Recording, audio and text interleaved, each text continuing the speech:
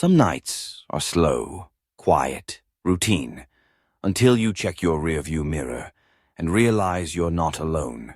Nothing quite prepares you for the way the world changes in the dead of night.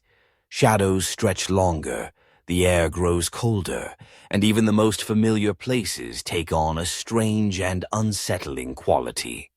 At 4:03 in the morning, with most of the county fast asleep, I sat in my car near the old gas station off County Road 7, a spot that felt as remote as the far side of the moon.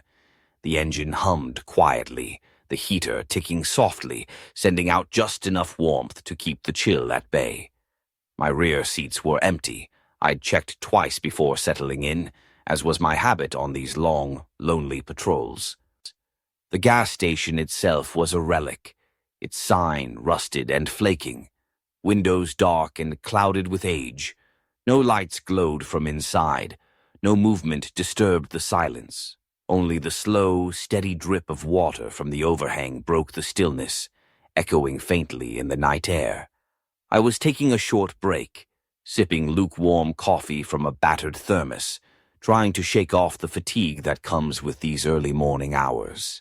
Then, just as I was about to close my eyes for a moment, I heard it. A faint, unmistakable giggle. It was the sort of sound that doesn't belong in a place like this, at a time like this, high-pitched, light, and lingering, like the echo of a memory from a happier time. My heart gave a jolt. I turned, scanning the darkness behind me, expecting to see nothing. The rear seats were just as I'd left them, empty, shadows dancing softly in the glow of the dashboard. But the giggle had been real. I was sure of it. I grabbed my flashlight, its beam cutting through the darkness, and swept it across the back seat.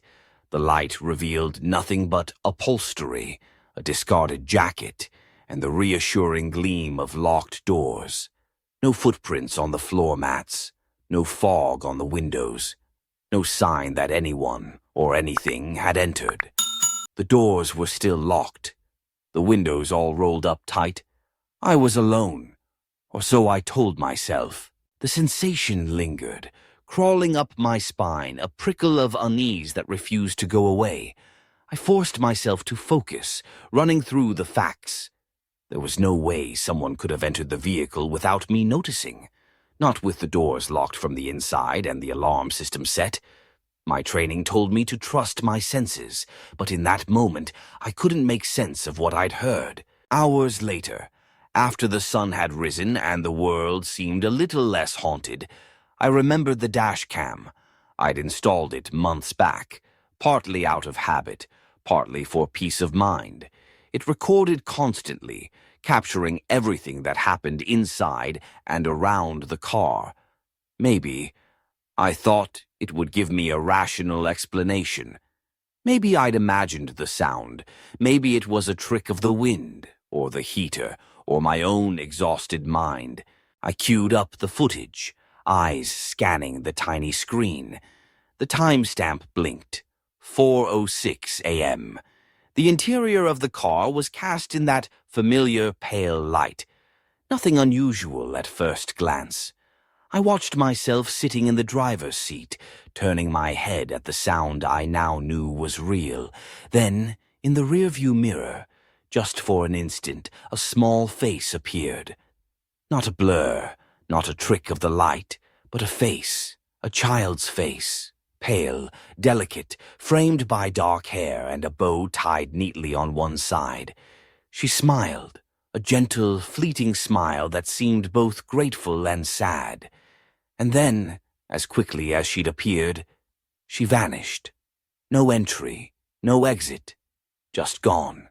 I froze, replaying the footage over and over. There was no way she could have been there. The doors had remained locked, the seats undisturbed.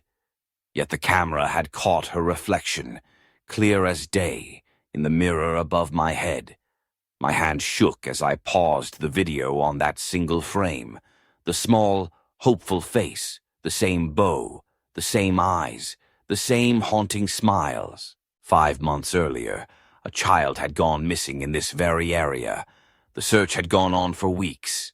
Every inch of the surrounding woods combed by volunteers and officers alike.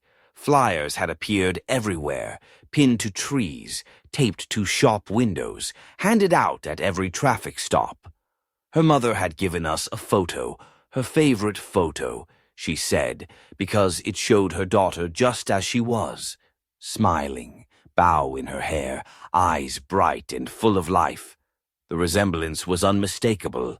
I remembered standing in that kitchen, the mother's hands trembling as she pressed the photo into mine. "Please," she'd whispered, her voice breaking. "Find her." I had promised to do everything in my power, but as the days turned to weeks, hope had faded. The woods gave up nothing. The river ran silent and cold. Eventually, the search was called off. The case left open but growing colder with each passing day.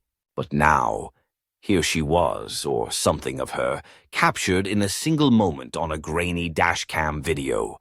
Was it her spirit reaching out in the only way she could? Was she trying to tell me something? To guide me toward a truth I had missed? Or was it simply a trick of exhaustion? A mind stretched thin by too many sleepless nights and too much sorrow. I couldn't say. All I knew was that the smile lingered in my mind, haunting and beautiful. It was a reminder that some mysteries refuse to stay buried, that the past can reach out and touch the present in ways we cannot always understand. I found myself returning to the old gas station, sitting in the same spot, waiting and listening. Sometimes, late at night, when the world is quiet and the shadows grow long, I think I hear her giggle again, soft, distant, full of hope. In those moments, I whisper a promise into the darkness. I haven't forgotten you. I will keep searching. I will keep listening. Until one day, perhaps, her smile will no longer be a mystery, but a memory finally laid to rest. I never filed an official report. Who'd believe it? But I moved my rearview mirror after that night, haven't looked into it since. And every time I hear a child laugh, I remember her, the girl who smiled at me from the back seat of a locked patrol car.